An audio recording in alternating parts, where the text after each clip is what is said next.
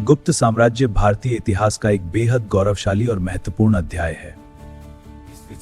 महान शासकों और विद्वानों ने इसे एक अमर धरोहर लगभग 3री शताब्दी के अंत से लेकर 6ठी शताब्दी ईस्वी तक फैले इस गुप्त साम्राज्य के काल को भारत का स्वर्ण युग, गोल्डन एज ऑफ इंडिया कहा जाता है। गुप्त साम्राज्य के युग ने भारत को राजनीतिक एकता दी और कला, विज्ञान, साहित्य व अर्थशास्त्र में अभूतपूर्व ऊंचाइयों पर पहुंचाया। गुप्त वंश की शुरुआत श्रीगुप्त ने की थी, लेकिन इसे एक विशाल साम्राज्य के रूप में स्थापित करने का श्रेय उनके बाद आने वाले प्रतापी राजाओं को जाता है। गुप्त वंश की नींव श्रीगुप्त ने रखी थी। उनके बाद उनके पुत्र घटोत्कच शासक बने। इस समय गुप्त शासक केवल एक छोटे से क्षेत्र, मैं चंद्रगुप्त महाराजाधिराज की उपाधि धारण करता हूं। कुमार देवी के साथ मेरे विवाह ने मेरी शक्ति को सुदृढ़ किया है। मैं चंद्रगुप्त गुप्त संवत की शुरुआत करता हूं। गुप्त वंश अब एक स्वतंत्र साम्राज्य है। गुप्त संवत और स्वतंत्रता ये चंद्रगुप्त प्रथम की महान उपलब्धियां हैं। इतिहासकारों ने कहा है क्योंकि अकोलियकार ने कभी कोई युद्ध नहीं हारे। समुद्रगुप्त ने उत्तर भारत के 9 राजाओं को हराकर उनके राज्यों को सीधे अपने साम्राज्य में मिला लिया और दक्षिण के 12 राजाओं को हराकर उन्हें अपना करदाता टैक्स पेइंग मित्र बना लिया।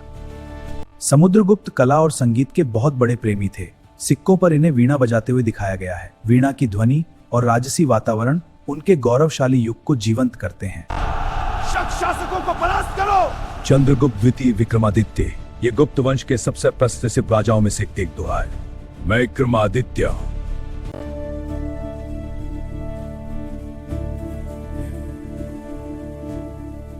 आप सभी का निर्वाद न करेगा। हम आपकी सेवा में तत्पर हैं। मैं फाहियान हूँ, चीन से आया बौद्ध यात्री। चंद्रगुप्त द्वितीय के राज्य में आपके पवित्र ग्रंथों का अध्ययन करने आया हूँ। धन्यवाद। यह मेरी आध्यात्मिक खोज का शुभारंभ कर रहा है। कुमारगुप्त प्रथम, इनके शासन में साम्राज्य में अतिक शांति और समृद्धि रही। मेरे प्रिय प्रजाजन, यह शांति और समृद्धि आपकी कड़ी मेहनत और समर्पण का फल है। कुमारगुप्त प्रथम ने ही शिक्षा के महान केंद्र नालंदा विश्वविद्यालय की स्थापना की थी, जो आगे चलकर पूरी दुनिया के छात्रों के लिए ज्ञान का मुख्य केंद्र बना। स्कंदगुप्त ये गुप्त वंश के अंतिम महान शासक थे। हमारी वास्तुकला और विजय चिरस्थायी है। स्कंदगुप्त के समय में मध्य एशिया के बेहद क्रूर आक्रमणकारियों, जिन्हें हून कहा जाता था, ने भारत पर भयानक हमला किया। वीर सैनिकों, आक्रमणकारियों का सामना करो। देश की रक्षा की मरे।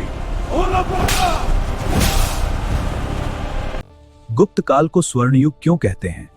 गुप्त राजाओं ने केवल सीमाएं नहीं बढ़ाई, बल्कि एक ऐसा माहौल तैयार किया जिसमें ज्ञान और कला फल फूल सके। विज्ञान और गणित, महान गणितज्ञ आर्यभट्ट इसी काल के थे। वो शून्य का सिद्धांत समझाया था, पाई का सटीक मान निकाला और यह साबित किया कि पृथ्वी गोल है और अपनी धुरी पर घूमती है। भारत के शेक्सपियर कहे जाने वाले कालिदास ने इसी समय अभिज्ञान शाकुंतलम और मेघदूतम जैसी अमर रचनाएं लिखी।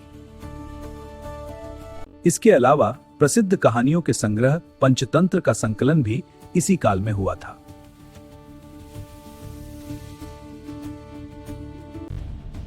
अजंता और एलोरा की शानदार गुफाओं की पेंटिंग्स और मूर्तियां इसी दौर में बननी शुरू हुई।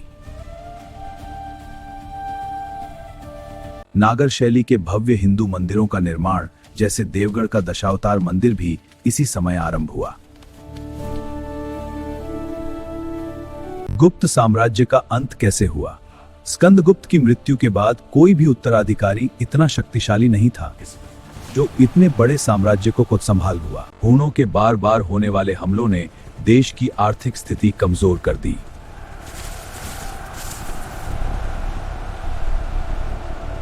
धीरे धीरे साम्राज्य के अलग अलग प्रांतों के राज्यपालों, सामंतों ने खुद को स्वतंत्र घोषित कर दिया और 6ठी शताब्दी के मध्य तक आते आते यह महान साम्राज्य इतिहास के पन्नों में सिमट गया।